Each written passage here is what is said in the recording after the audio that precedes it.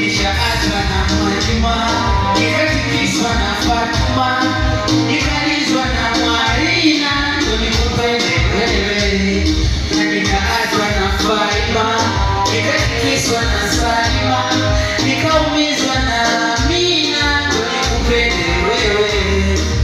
Mapenzi ni siri, wawili mkipendana, mwitamu wawili, wawili mkiachana, mkepukendo hai, hawapendi kupendana. Penzi la kisumari, ndo mahaba baby.